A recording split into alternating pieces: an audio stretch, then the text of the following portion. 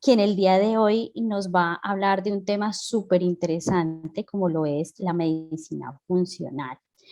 La doctora Vilma Soler eh, es médica y cirujana de la Universidad Libre de Barranquilla. Ella es especialista en salud familiar y comunitaria de la Universidad del Bosque.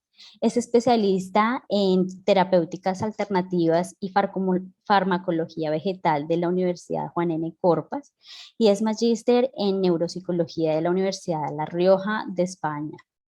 Bienvenida, doctora Vilma. Es un placer que nos acompañe el día de hoy y entonces la dejo para que nos cuente esa información tan importante que nos tiene para el día de hoy. Bueno, muy buenas tardes para todos y todas y muchas gracias, profe Dianita, por esta invitación. Eh, Gracias al CEA de Girardot, a nuestro director del CEA, el doctor Juan Carlos Cuadro, por todas las actividades que se hacen desde este CEAT e invitarnos para dar un bosquejo, una visión de lo que es la medicina funcional que se escucha ahora como muy de moda en este momento. Entonces, gracias por la invitación, profe Dianita, desde la Escuela de Ciencia de la Salud. Bienvenida siempre, doctora. Muchas gracias. Bueno, como decía, se habla mucho de la medicina funcional en este momento. Escuchamos por la radio, la televisión, que el médico funcional, que la medicina funcional. Pero quiero iniciar de alguna forma este conversatorio sobre lo que es la medicina funcional, hablando sobre mencionando esta frase que dice que la salud no siempre viene de la medicina, la mayoría de las veces viene de la tranquilidad, la paz en el corazón, en el alma y en el espíritu. Entonces nos preguntamos, ¿para qué sirve la medicina funcional y qué es la medicina funcional? Pues el Instituto de Medicina Funcional que está en Estados Unidos ha definido la medicina funcional como esa medicina que se basa en la biología de los sistemas. Es decir, nosotros en nuestro cuerpo tenemos varios sistemas, entonces se está basando en la biología de cada uno de sus sistemas, que se centra en identificar y abordar la causa raíz de la enfermedad. O sea, el objetivo de la medicina funcional es abordar la causa de la enfermedad desde la parte biológica. Cuando un paciente llega con un síntoma o un diagnóstico diferencial, esos pueden ser parte de muchas enfermedades. Un síntoma o un signo puede ser parte de diferentes enfermedades. Pero nos preguntamos en medicina funcional, ese síntoma o esa enfermedad, ¿en quién está dando y por qué?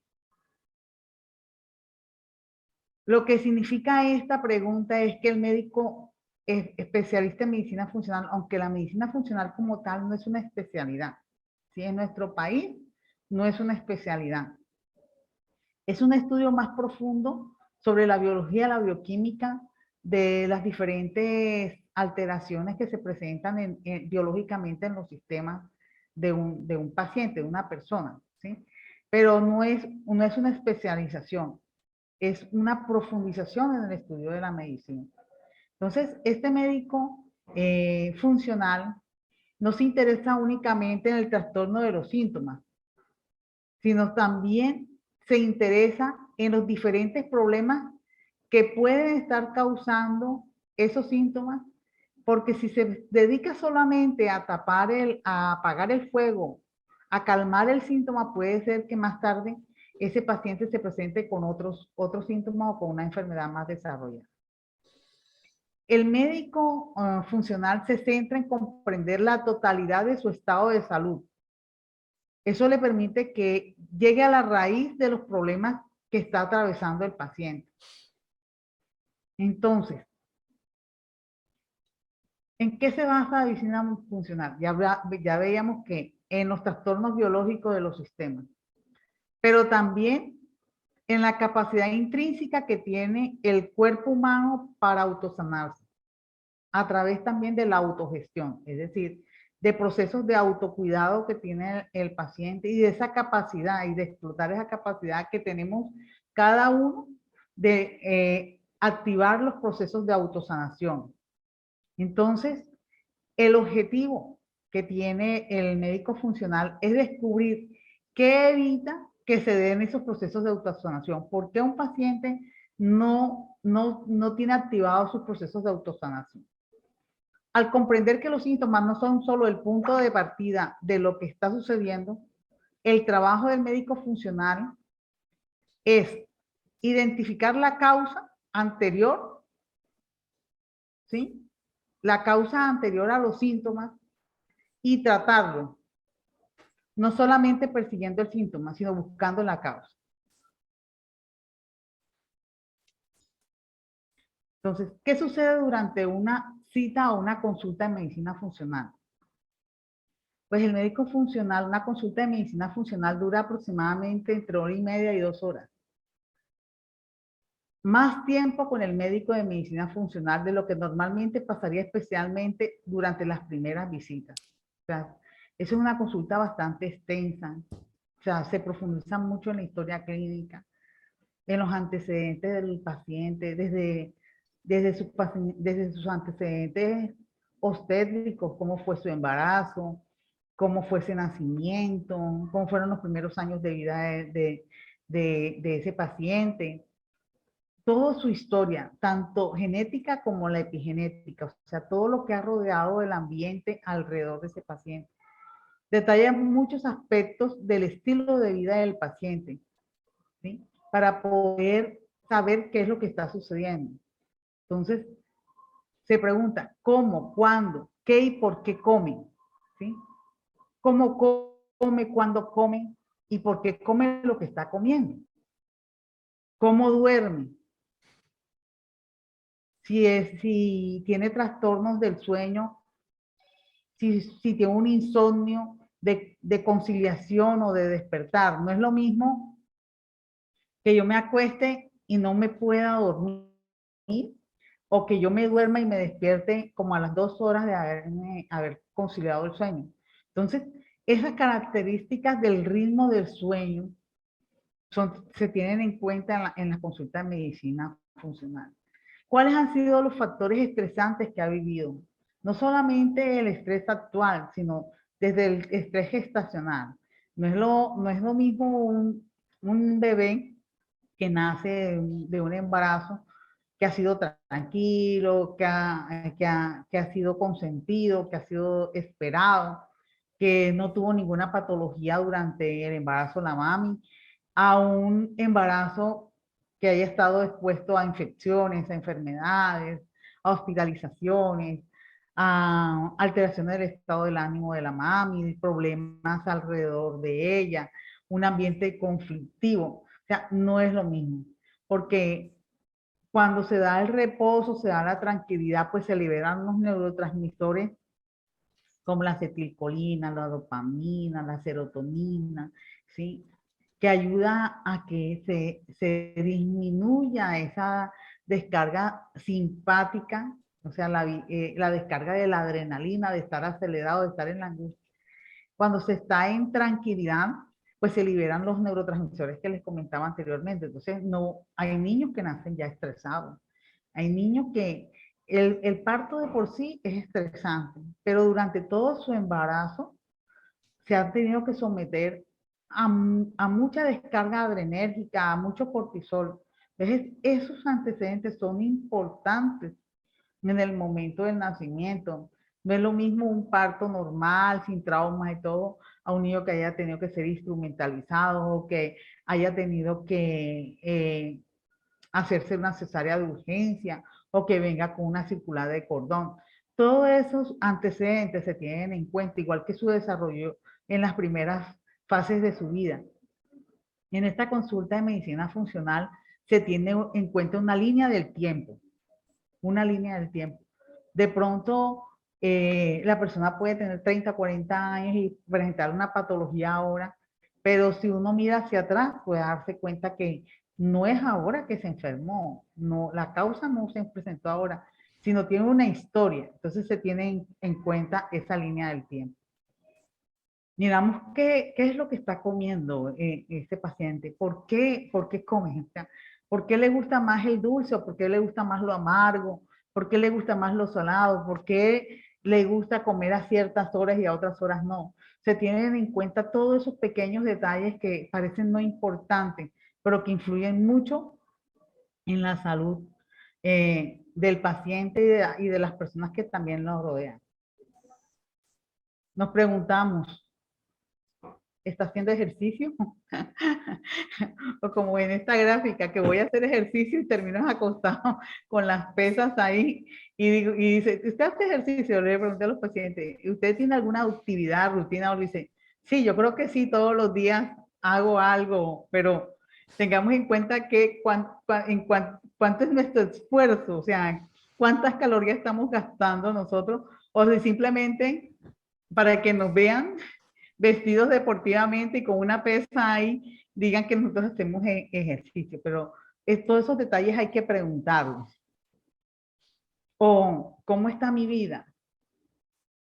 Siento que me abrumo, que ese transcurrir del día, que pienso la levantada, dice, uy, hoy voy a empezar a trabajar y no me levanto animada, con ganas, con gratitud hacia la vida, con gratitud a todo lo que tengo, el trabajo, el salir, el tener la oportunidad de relacionarme con más personas, o siento que el levantarme me cuesta, que no soy feliz con lo que estoy compartiendo, el trabajo que estoy realizando, o que tengo tantas cosas, digo a todo que sí, y permito llenarme, llenarme, llenarme, llenarme, y en ningún momento tengo esa pausa durante el día, ni siquiera almuerzo ni desayuno, porque no tengo tiempo para desayunar, no tengo tiempo para almorzar, o almuerzo y estoy viendo el celular para estar respondiendo al mismo tiempo al trabajo, ni siquiera al trabajo. A veces no permitimos tener un tiempo para nosotros, por lo menos para comer tranquilamente, porque estamos pendientes hasta de las redes sociales que en este momento no está contribuyendo en nada positivo, pero nosotros no le damos importancia a ese tiempo, a ese espacio de la alimentación. Entonces no tenemos pausa durante todo el día y durante ese día nos levantamos con una angustia, hacemos a levantar a nuestros hijos, a todo el que está alrededor y esos pequeños niños alrededor de una persona también angustiada que parece un ejecutivo. Vamos, vamos, vamos, porque ya coja la lonchera, coja la maleta y es que no le queda tiempo y el pobre niño también comiendo ahí a la carrera. Entonces, desde que salimos de la casa ya tenemos una descarga adrenérgica y de cortisol a altas dosis que termina generando en nosotros una inflamación en la corteza prefrontal del cerebro, que es el que nos permite a nosotros pensar, el que nos permite realizar las funciones ejecutivas. Entonces llegamos a un momento en que nosotros, aquí es como vemos en la imagen, está diciendo, déjeme pensar, porque llega un momento que nos abrumamos de tanta información y de tanta adrenalina y tanto cortisol que no podemos pensar. Y sí tiene una explicación fisiológica, porque el cortisol es importante porque nosotros necesitamos algo de estrés, necesitamos un estrés para podernos mover y todo, pero un estrés para el momento en que lo necesitamos. No todo el día ni las 24 horas.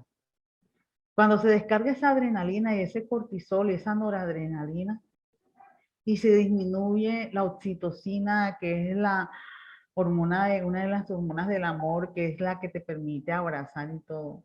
Cuando se te disminuye la dopamina, que es aquella que es la que permite alcanzar tus sueños. Cuando se te disminuye la serotonina, que también la llaman como el neurotransmisor de la felicidad. Y todo eso se disminuye porque tú estás a punta de cortisol y adrenalina, pues obviamente no puedes estar sonriente, no puedes estar activo, lúcido, porque eso te produce el cortisol, te nubla la memoria y te va deteriorando tu capacidad cognitiva. Entonces, en la medicina funcional se enfoca en la persona como un todo. observando la interacción del paciente entre la genética, el medio ambiente, su estilo de vida y todos los factores que puedan llegar a afectar la salud en el largo plazo y desencadenar enfermedades crónicas complejas. Todas las enfermedades crónicas tienen una imagen a nivel neurológico. Por eso es importante resolver de alguna forma prontamente lo que a uno le pasa. No dejar pasar el tiempo, no, que y uno le pregunta a los pacientes, ¿y desde cuándo tiene usted eso? No, hace como 5 años, hace como 4 años, hace como 10 años. No, yo sufro de eso hace como, sí. Ya cuando las enfermedades dejan de ser agudas, se convierten en enfermedades crónicas. Y no es crónica solamente acá abajo, en la parte de abajo del cerebro, sino también hacen su información a nivel neurológico. Y entonces se vuelven más complejos, más difíciles de tratar. ¿Qué evalúa el médico funcional? Los desbalances fundamentales del paciente a través de una detallada historia clínica, donde se analizan todos los factores gastrointestinales, inmunológicos, cardiovasculares, tóxicos, hormonales y emocionales. Por eso esa consulta es bien demorada. ¿Sí? Escuchar. Si preguntamos y escuchamos, se le da la oportunidad al paciente de hablar. Entonces, cuando un paciente tiene una oportunidad de hablar, puede contar cosas que nunca había podido contar o que no se acordaban. Porque él también está dando de su tiempo. Esto no es una sola consulta por parte del médico funcional, es una consulta de los dos. Aquí el paciente es el 70-80% del tratamiento, de su diagnóstico. Porque a veces uno tiene el tiempo y el paciente no tiene tiempo ni siquiera para su consulta.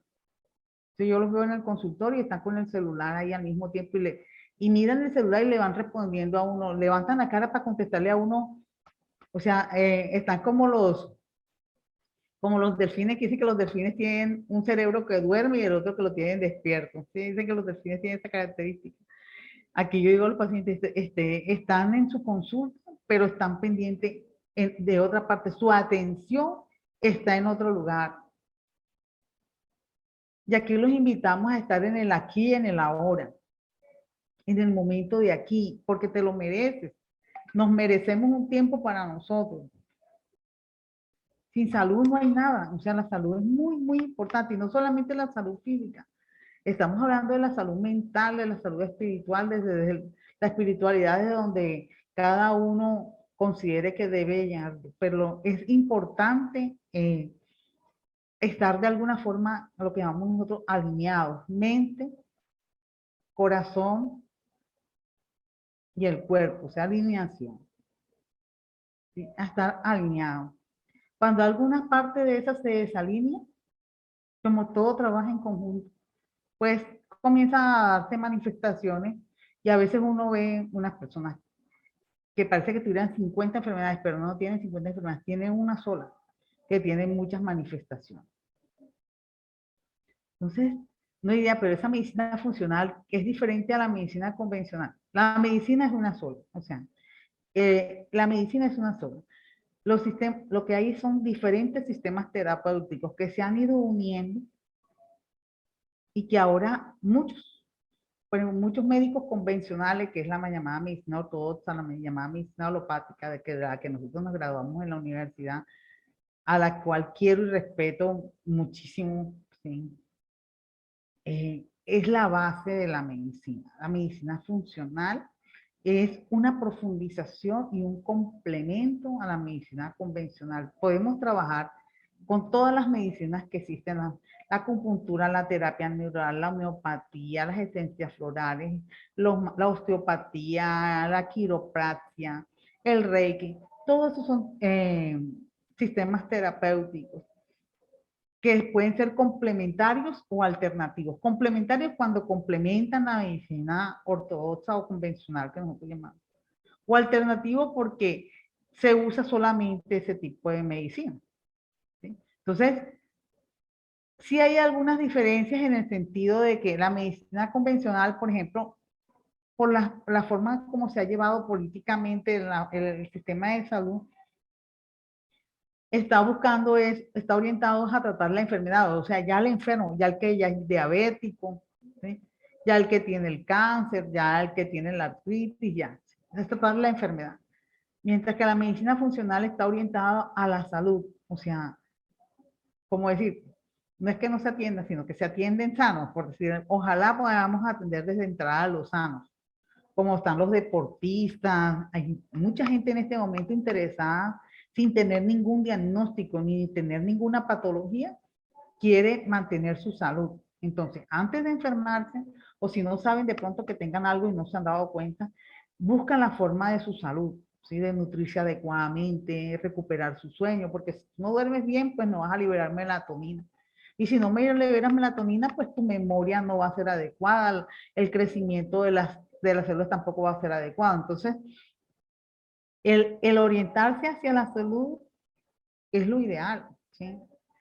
Más que orientarse hacia la enfermedad, pero ya cuando ya estás enfermo, pues toca tratar al enfermo. Centrado en el médico, pues sí, porque el médico, el paciente cuando llega a medicina convencional quiere que el médico le resuelva todo. O sea, que el médico sea el que le resuelva todo. No se hace cargo de su salud, no hace autogestión, o sea, no se hace responsable de su salud. Mientras que en medicina funcional se le dice, ¿quieres mejorarte? ¿Quieres sanarte y curarte? Porque no es lo mismo sanarse y curarse. A veces uno puede tener una enfermedad que aparentemente es incurable o puede que sea incurable, pero puede ser una persona feliz, funcional, trabajar, ser creativa, productiva. O sea, no es una víctima, ¿sí? Es un aprendiz de su enfermedad. La enfermedad se convierte en una maestra, ¿sí? Que le enseña a orientar su vida, a entender por qué se enfermó y cómo modificar esas causas que están a su alcance. Pero hace un esfuerzo de sí, tiene un propósito, se compromete consigo mismo y no deja la responsabilidad a otro de lo que él debe responder. Entonces es un trabajo en equipo. Todo el mundo es diagnosticado igual en medicina convencional. Pues esto tampoco es así tan exacto, pero por ejemplo, si es hipertenso, entonces todo el mundo son hipertensos. No, acá no miramos que es por hipertenso, pero ¿quién tiene la hipertensión? El señor Juanito, el señor Luisito, Francisco. O sea, el paciente no es la enfermedad, no es el paciente hipertenso ni el paciente diabético, no. Es el señor Mario que en el momento está padeciendo de esta enfermedad, pero él no es la enfermedad.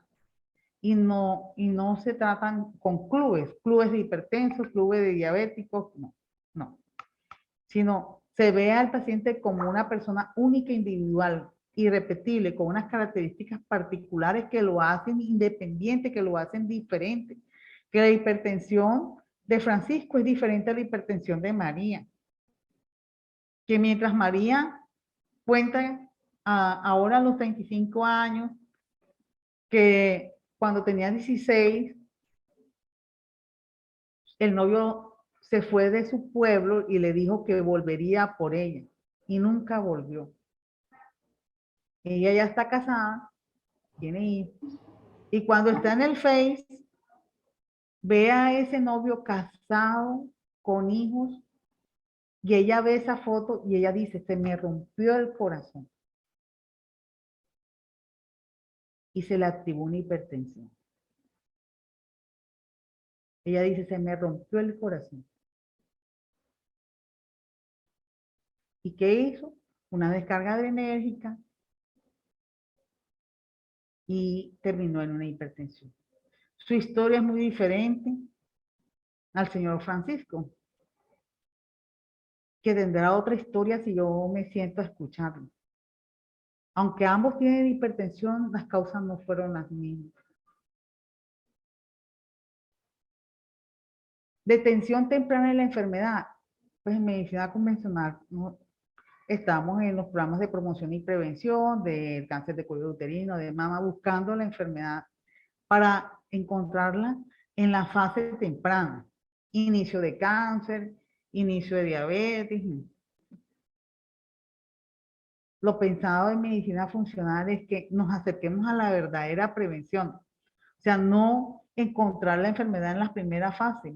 Ojalá podamos llegar a ese momento en que no permitamos que llegue a una primera fase, sino que las personas duren más tiempo sanas, ¿sí? Más, que tengan mucho más salud y no inicios tempranos de enfermedad. Obviamente, si vamos a encontrarlo, no, todos los médicos tenemos que estar en todos los momentos, en la enfermedad instaurada, en la enfermedad ya iniciada, pero queremos es que se dé la prevención real. O sea, que desde la fase intrauterina ya comencemos a hacer esa prevención, que la mamá comprenda desde su corazón que ese bebé que viene es su mayor obra y que requiere un ambiente especial, que lo que ella siente también lo siente el bebé, que lo que ella come también se le pasa al bebé. Que si yo solamente consumo muchos carbohidratos, mucho dulce, mucha harina refinada, mucha azúcar refinada, muchas grasas saturadas, pues si yo tengo, ya se me sube la tensión, se me sube el colesterol y todo, pues mi bebé también va a tener esos problemas. Entonces un bebé recién nacido puede nacer con el colesterol alto. ¿Sí? Entonces ya uno dice, pero si es un bebé, pero ese bebé ya tiene una historia. ¿Sí? Entonces podemos hacer cambio de esa historia, o sea, podemos cambiar el presente y el futuro de las siguientes generaciones. Si nosotros hacemos como una conciencia de que no necesitamos esperar a transformar nuestra vida cuando ya estamos enfermos, sino desde antes. Entonces, ¿cuáles son los principios de esta medicina funcional? Crea un enfoque terapéutico a través de la meditación, de la nutrición y el ejercicio. La meditación no es que yo me siente en posición de loto y con las piernas así y como una hora y no trabajo por estar una hora a mediodía y no. El orar, el hacer mi oración, el quedarme un tiempo en silencio, si sea un minuto conmigo, tratando de tranquilizar mi mente, haciendo esa pausa de la que hablamos, eso puede ser la meditación. En medicina funcional se procura de que los pacientes hagan ese cambio, a hacer esa pausa, a nutrirse bien, a hacer ejercicio. Se dirige a las personas en su totalidad, mente, cuerpo y alma, como lo hemos comentado. Apoya los mecanismos de curaciones normales del cuerpo, o sea, buscamos la forma de que los pacientes se desintoxiquen, se drenen, se limpien en todos sus, no solamente físicamente, sino mentalmente, para buscar que el cuerpo se active sus propios mecanismos de sanación y curación. No, la mayoría de la gente se mejora sola, o hidratándose bien, o si está en un periodo gripal, tomando sus líquidos y acostándose en reposo, tranquilo, con el consentimiento de la mami, que la agua de panela con jengibre, con limón, con el amor que le entrega la mamá de uno cuando lo está cuidando a uno. Eso activa los mecanismos de autosanación y de curación. Llegar a la raíz de los síntomas donde es posible la curación, lo que hemos comentado. Si es necesario bajar la fiebre, obviamente, modularla, porque eso hay que hacerlo. Pero nos toca mirar qué es lo que está pasando, por qué ese adulto o ese niño todo el tiempo vive agripado. Dice la mamá, pasa un viento y ya está agripado. Es va a una parte y se agripa. ¿Qué está pasando en ese niño? ¿Por qué? Porque su sistema inmunológico no tiene la competencia.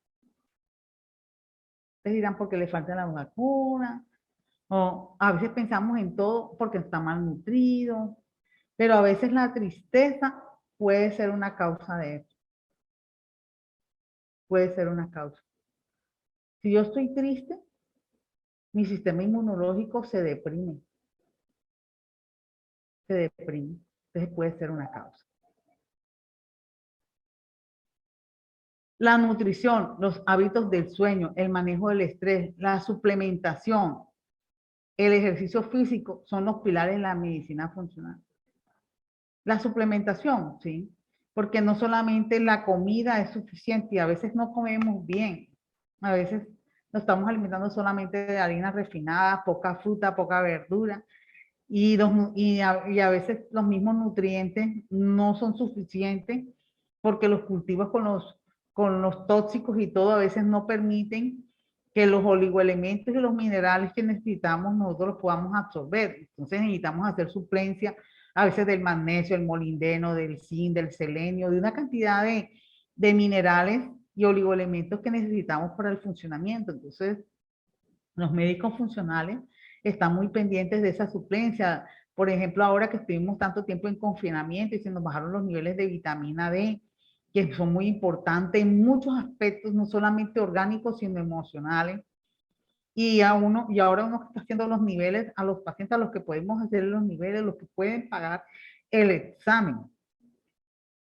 Encontramos los niveles bajos de vitamina D y simplemente esa persona estaba pasando por una depresión, se puso deprimida, pero si tienes deficiencia de vitamina D, te puedes deprimir.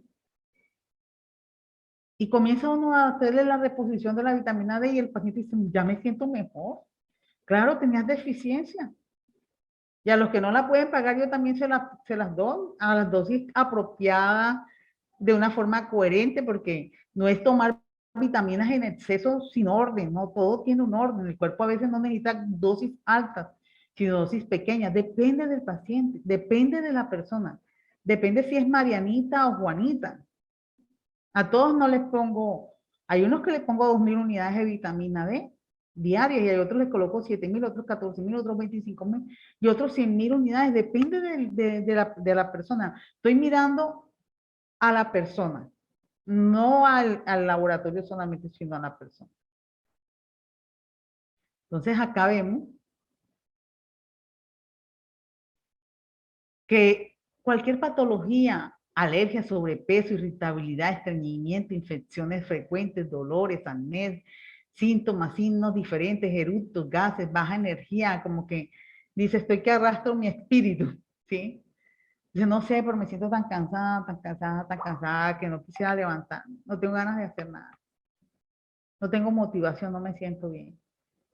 Todo, ese paraguas de información, ese árbol de información. Necesitamos saber por qué se está dando, ¿sí? Entonces, el médico funcional busca esos desequilibrios en los procesos de asimilación, de defensa, de energía, de comunicación, de biotransformación y de transporte que tenemos nosotros en nuestro cuerpo, en nuestro sistema biológico. ¿Mm? Se encarga a través del estudio de lo que está presentando en su historia clínica y todo, ese paciente de buscar dónde está el problema. Hay problemas de asimilación de nutrientes, las defensas están comprometidas.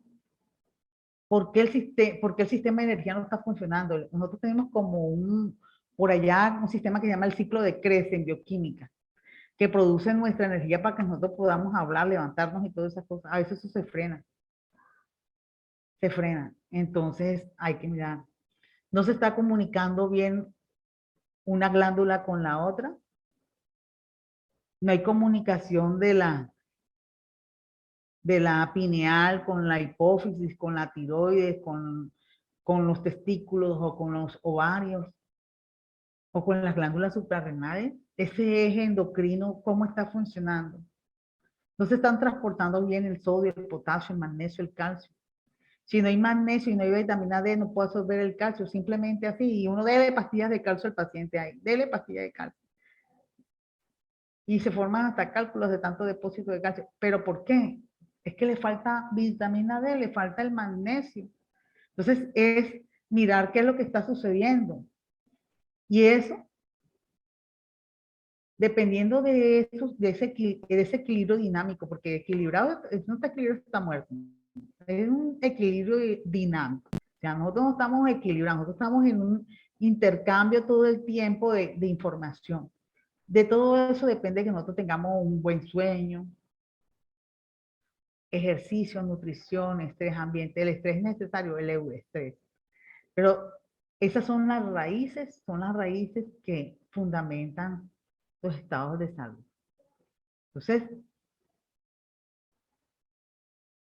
como vemos en esta gráfica, nos importa la salud física, la gestión emocional, el desempeño profesional, porque como igual con el desempeño educativo, ¿no? Que el niño no rinde, que no se aprenden las cosas, que le cuesta memorizar, que se duermen en el colegio.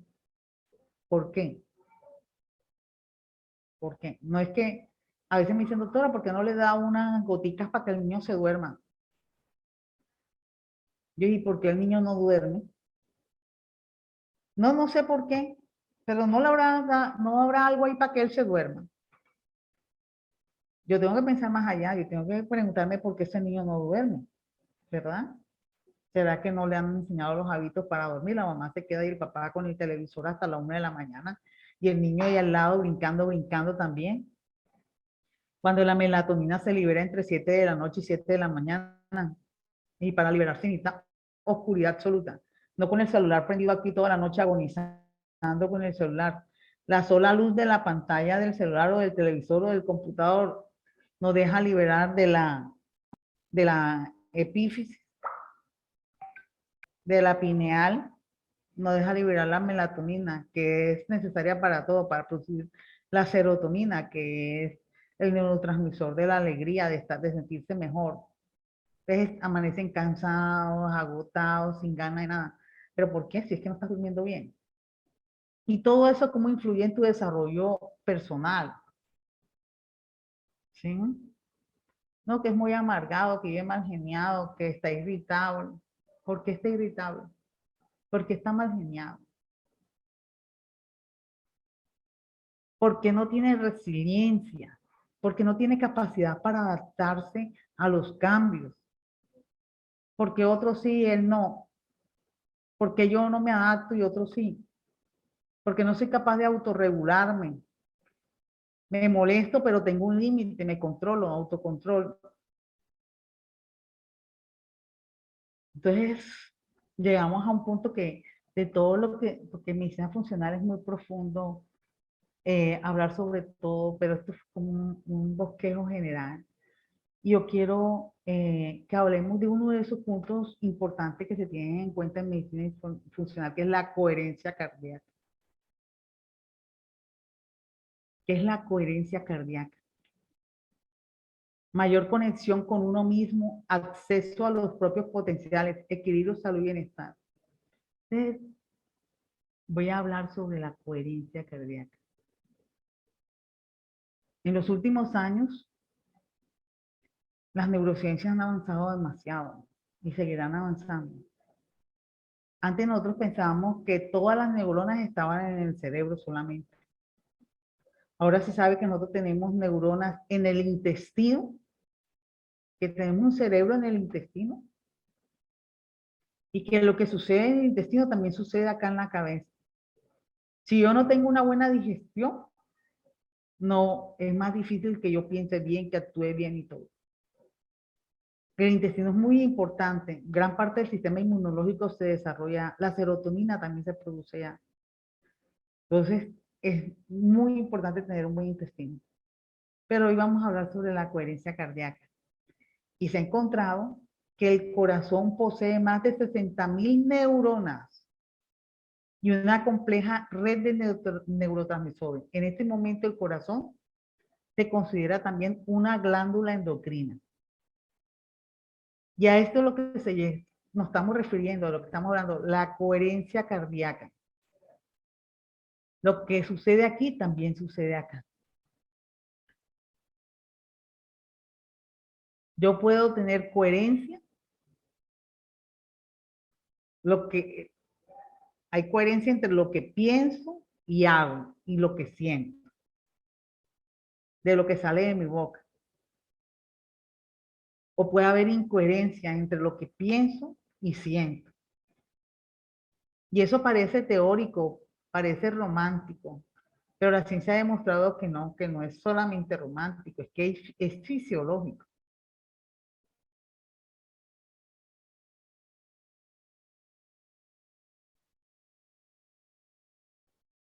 Entonces dice acá el cerebro, me dijiste que empezarías a hacerme caso. Y el corazón le dice, pero no te dije cuándo. Aquí comenzamos a preguntarnos, ¿acá habrá coherencia cardíaca? ¿Estos dos estarán comunicados? En 1987 los investigadores alemanes demostraron que los ritmos cardíacos afectan a las neuronas en el tálamo, una parte del cerebro que nosotros tenemos que se llama tálamo, que es muy importante. El tálamo sincroniza toda la actividad del cerebro. Entonces, ellos encontraron que de acuerdo al ritmo del corazón, eso podía afectar la función de ese radar que nosotros tenemos, que se llama tálamo.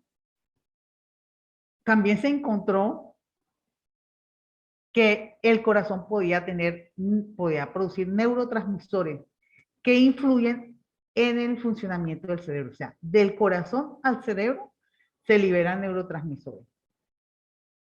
Algunos cardiólogos y neurólogos modernos hablan incluso de un sistema corazón-cerebro indisociable que explicaría, y eso ellos hicieron estudios ahí sobre todas esas culturas que usan el vudú, las curaciones inexplicables y todo eso, ya han venido mirando a ver si esas cosas místicas pueden tener alguna explicación. El corazón no solo recibe órdenes e informaciones del sistema nervioso y del sistema nervioso autónomo, también envía estímulos aferentes al cerebro por varias vías conocidas. Entonces aquí lo que está diciendo es que no solamente el corazón recibe información del cerebro y del sistema nervioso autónomo, sino que él envía también información neurológica al cerebro. Las vías del sistema nervioso autónomo y las vías sanguíneas con diversos neurotransmisores que influyen en el funcionamiento cerebral. O sea, que esta información que el corazón siente y que se produce ahí a nivel hormonal son enviadas a través de la circulación al cerebro.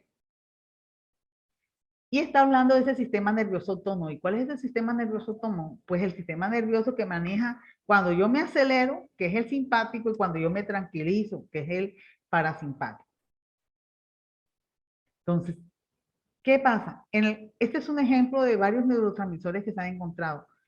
A nivel de la aurícula derecha se han liberado un factor que se llama factor natriurético atrial. Esa hormona controla los niveles de tensión arterial.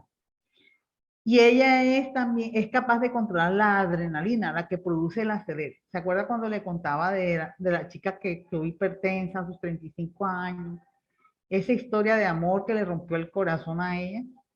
Si uno se pone a buscar la explicación fisiológica, podría decir que ya se le disparó el sistema de este neurotransmisor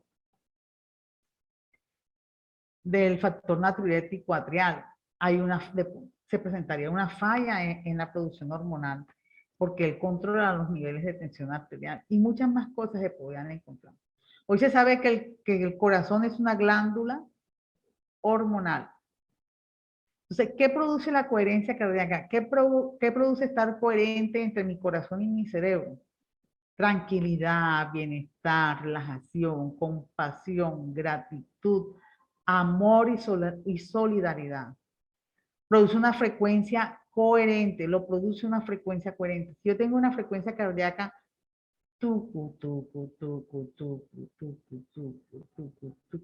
coherente, un ritmo, eso produce coherencia. A diferencia que sea un desorden, ¿sí? Eso se llama incoherencia.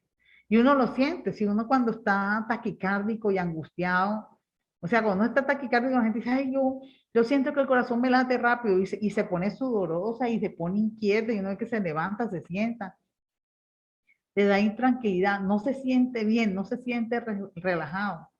Y pasa algo difícil por ahí y ve un niño pidiendo comida o algo y ya ni le importa, o sea, la compasión, alguien le hace un favor o algo y no da ni las gracias, ¿sí? Porque eso, bueno, eso se quieren con los códigos de la educación y todo, pero también se siente, la gratitud se siente, la compasión se siente.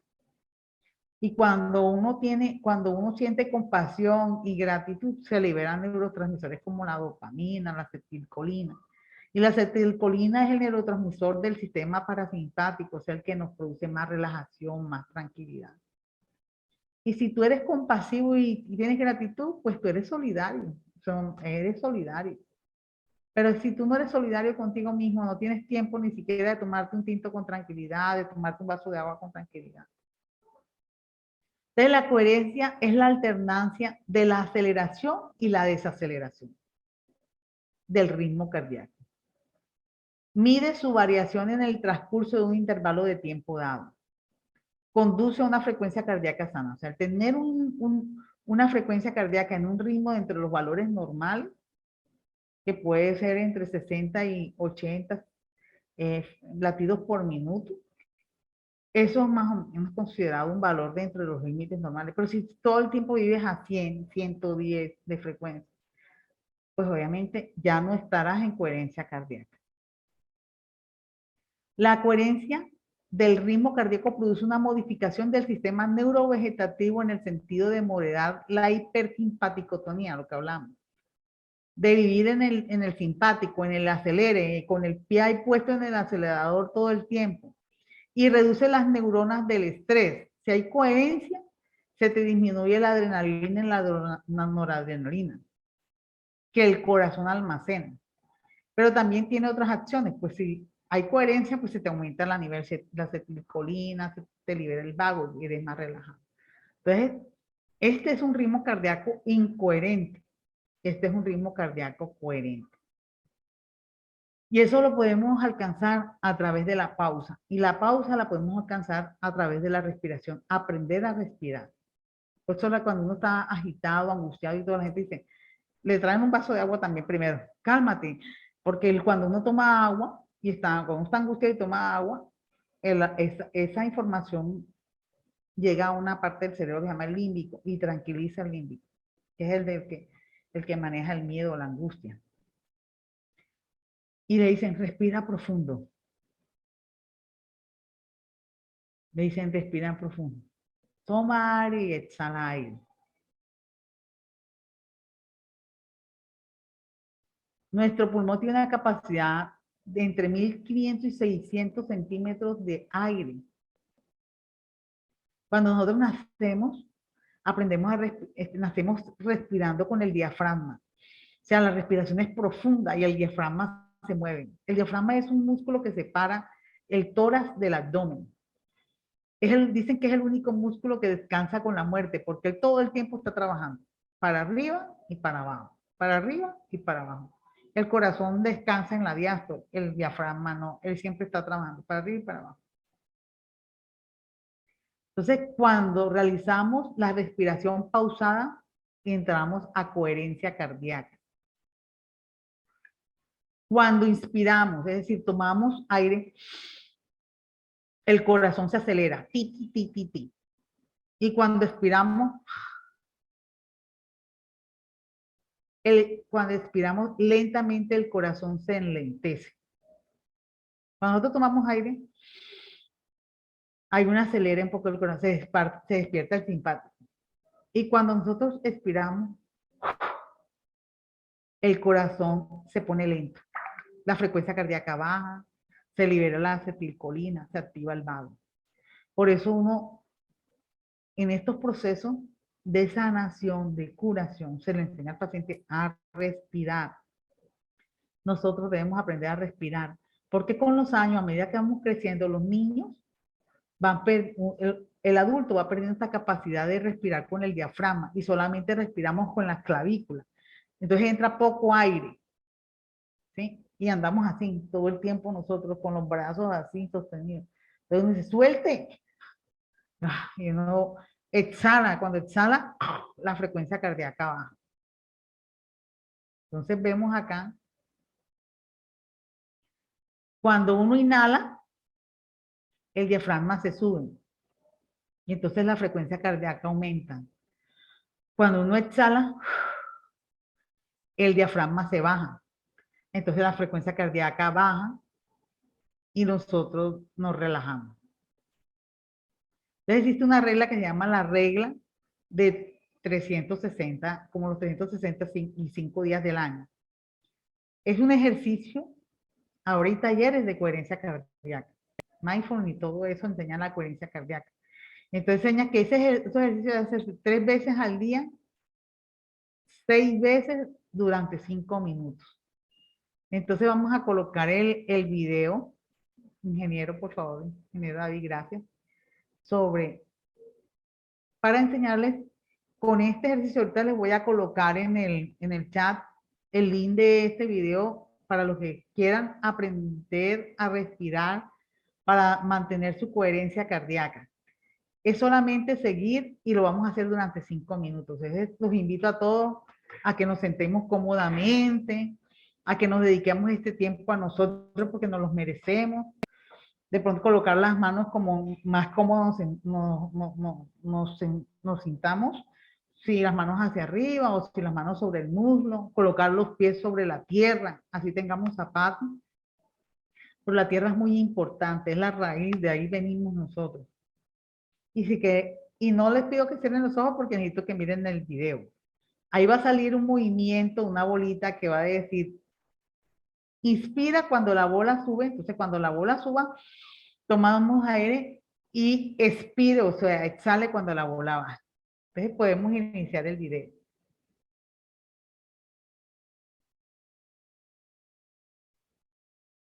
Tengo que dejar de compartir, ingeniero.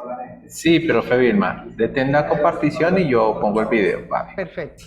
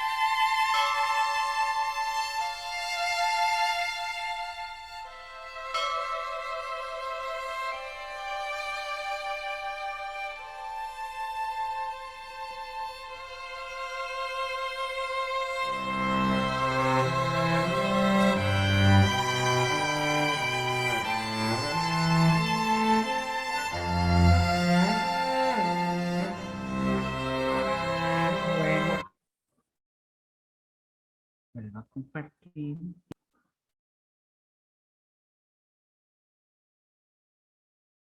Ya está, ya estoy compartiendo, ya me están viendo la pantalla. Sí, señora, tranquila, puedes continuar. Bueno, gracias. Bueno, vimos este ejercicio. Hay muchos, en este momento, hay muchos talleres personales, empresariales. Entonces están enseñando a respirar, a inhalar y a exhalar. Inhalar y exhalar. Ahí en el chat ahorita les dejo el link de este video para los que quieran hacer. Y esto ayuda a que se armonice la relación entre nuestro cerebro y nuestro corazón.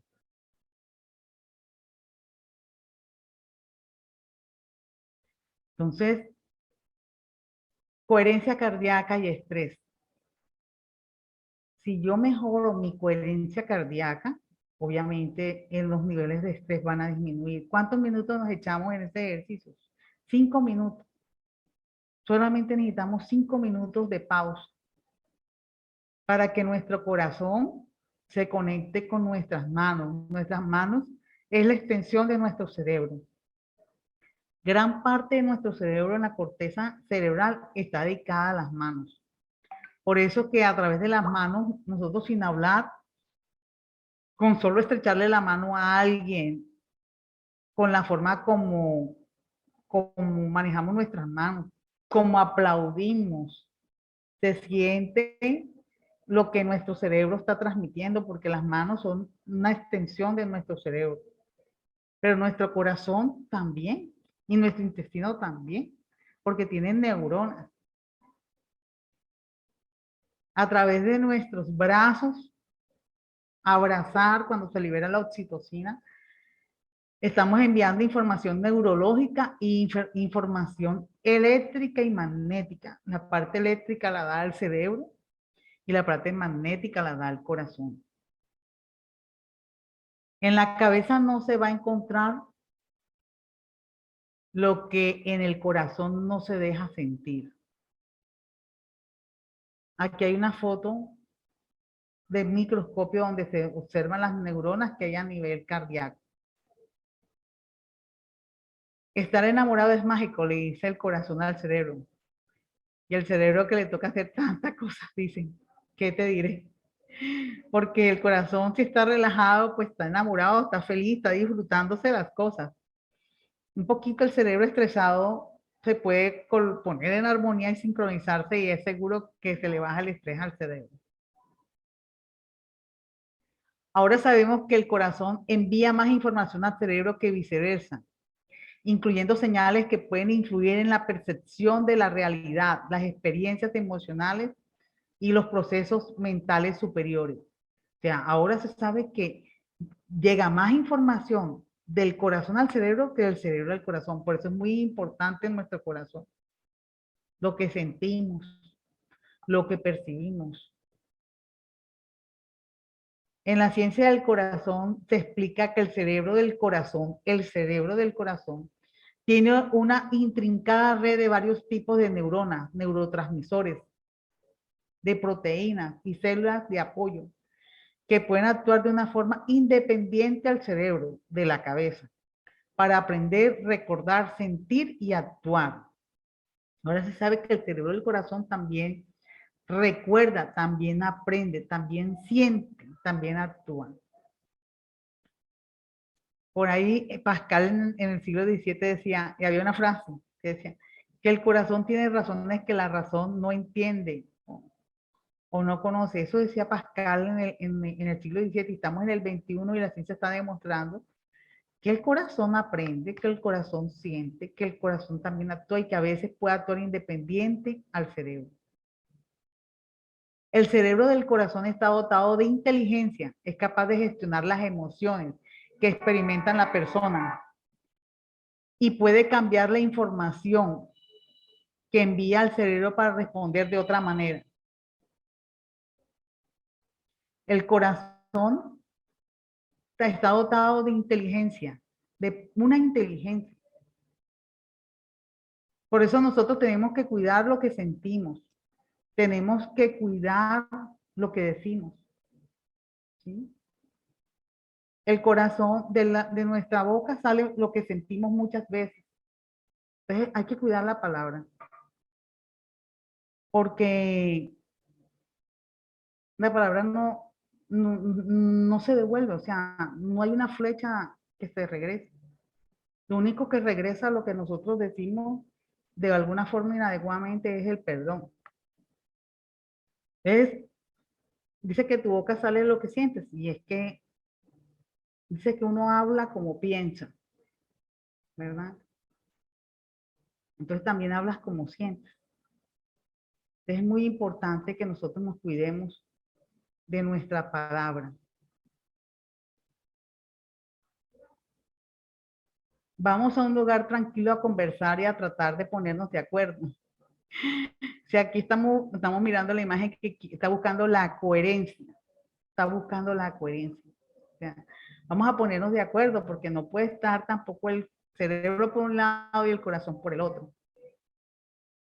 Necesitamos llegar a esto, a ser unos en lo que pensamos y sentimos y en lo que actuamos. A eso se llama coherencia. Todo hombre puede ser, si se lo propone, escultor de su propio cerebro.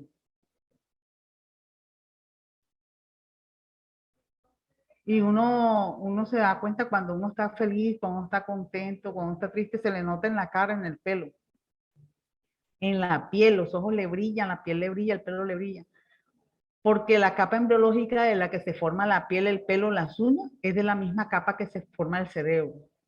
Y si vemos que el corazón también tiene neuronas, tiene células neurológicas, entonces también hay un aporte ahí de esas capas embriológicas. O sea, estamos conectados, somos una red. Entonces a uno se le nota en la expresión. Por mucho que uno quiera fingir o aparentar que está bien, se le nota. ¿Sí? Entonces, en nosotros está en proponernos esculpir nuestra vida, nuestra persona, el ser humano que somos, lo que podemos darle a la gente, lo que nos podemos dar a nosotros mismos. Gracias.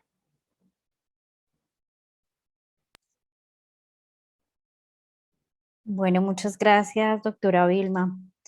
Muchas gracias por compartir esta información con nosotros y de verdad recordarnos que el mantenimiento de la salud, primero que todo, es multifactorial y que este sistema terapéutico que usted nos acaba de exponer, como es la medicina funcional, puede aportarnos significativamente y puede potenciar nuestra salud y prevenir muchas enfermedades.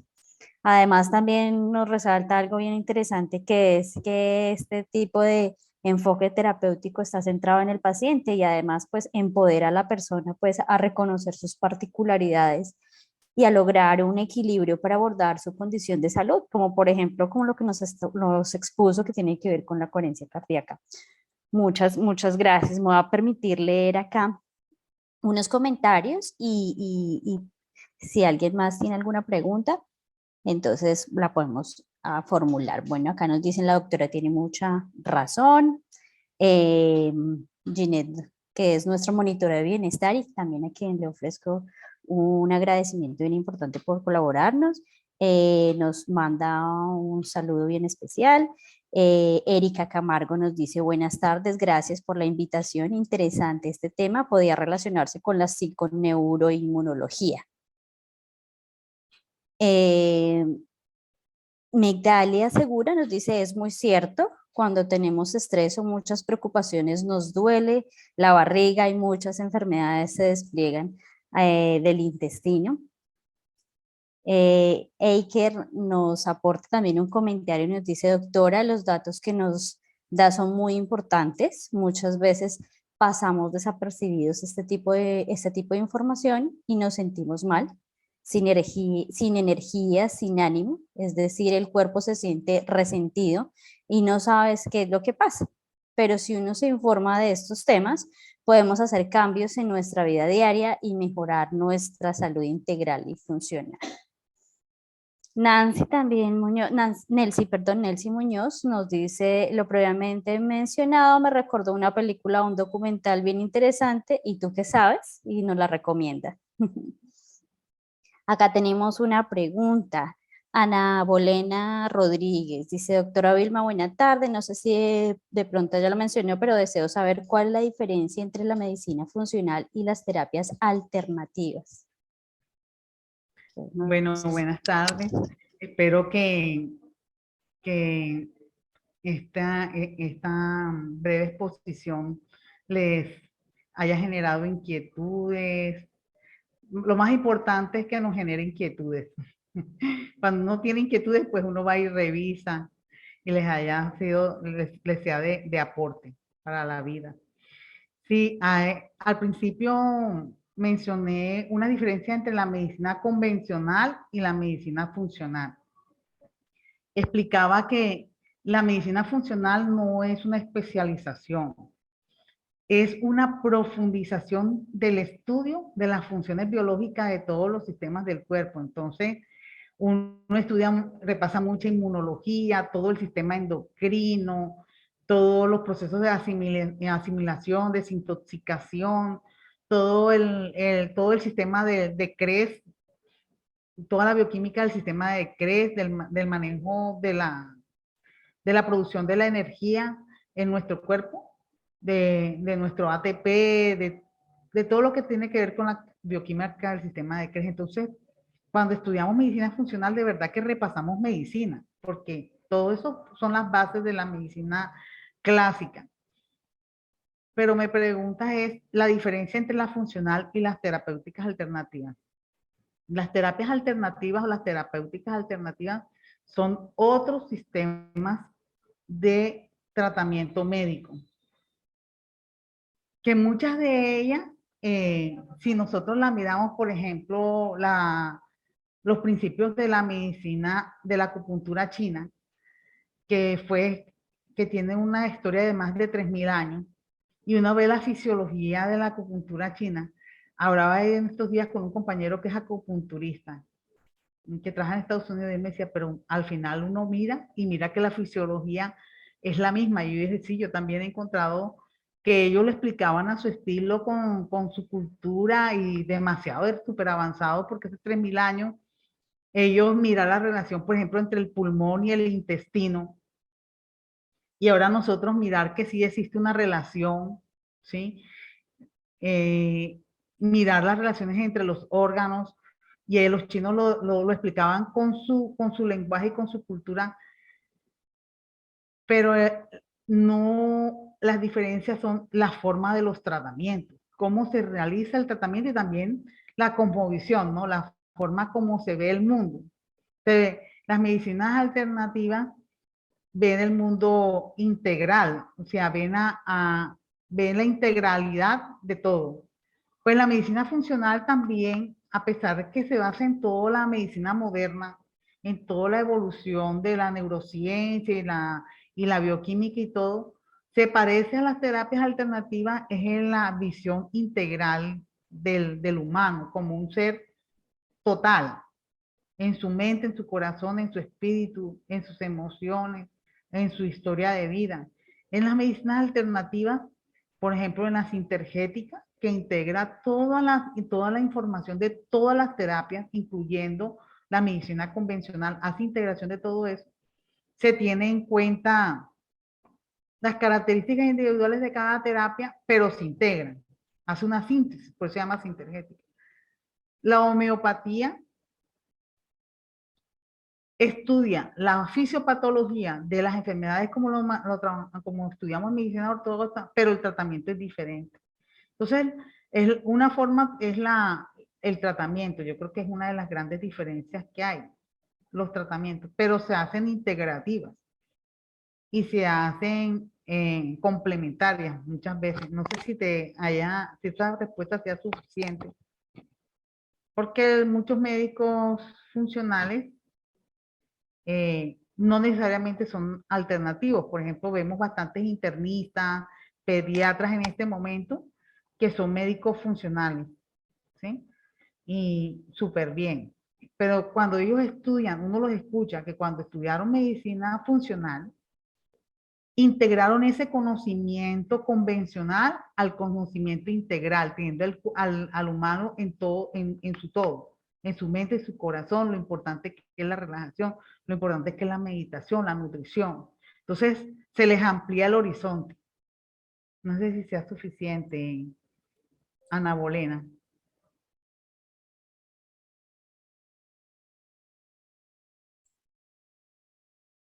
Sí, nos dice que sí, de manera holística. Gracias.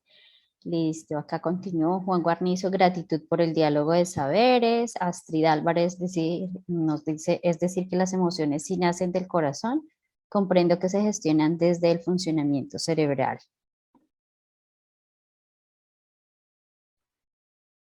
Vimos, eso es muy profundo de responder, no es tan fácil.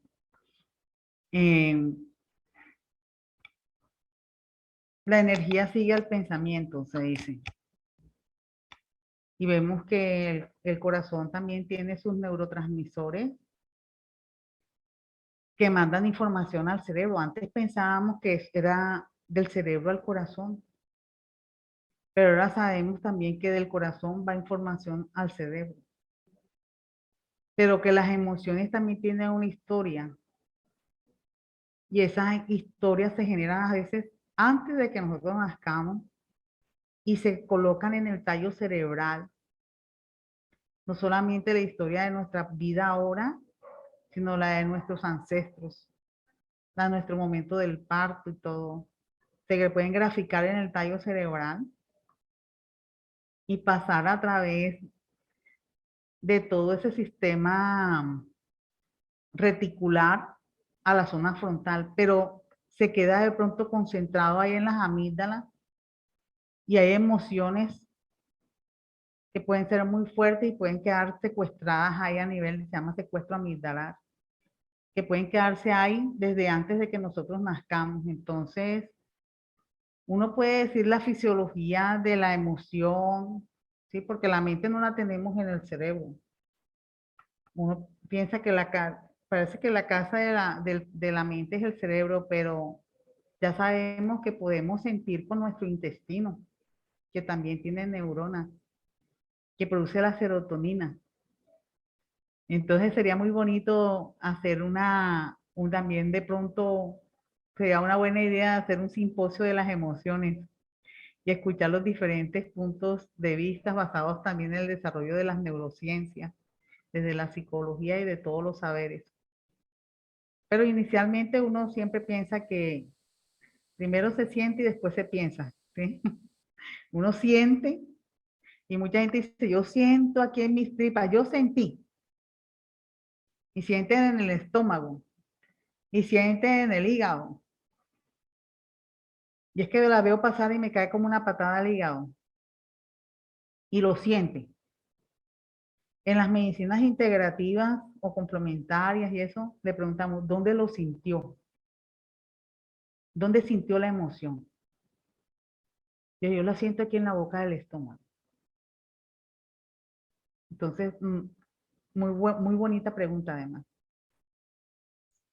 Gracias, doctora. Continúa acá, dice, doctoras, muchas gracias. Encuentro este tema muy relacionado con la invitación que hace el mindfulness, que hace, sí, a observar nuestra experiencia desde nuestro cuerpo físico. Juan Guarnizo dice, visualizo las nuevas prácticas, las buenas prácticas, perdón, de manejo de emociones, percepción y emoción. Y ya, y pues muchas gracias, doctora, por toda la información que nos compartió y muchas gracias a todas las personas que el día de hoy nos acompañaron y comentaron en y pudimos hacer intercambio de información bien importante y bien significativa para nuestra salud. Muchas gracias, doctora. Gracias a ustedes. Disculpa si algo quedó pendiente. Aquí a la orden para seguir aprendiendo todos en conjunto. Si hay algún aporte que hacer también, si alguien quiere aportar algo, corregir algo, estamos aquí con la escucha correcta, como dicen. Listo. Por acá, muchas gracias, nos dicen por acá. Bueno, Entonces, que tengan una excelente tarde y muchas gracias nuevamente a todas las personas que el día de hoy nos acompañaron. Éxitos, bendiciones. Hasta luego.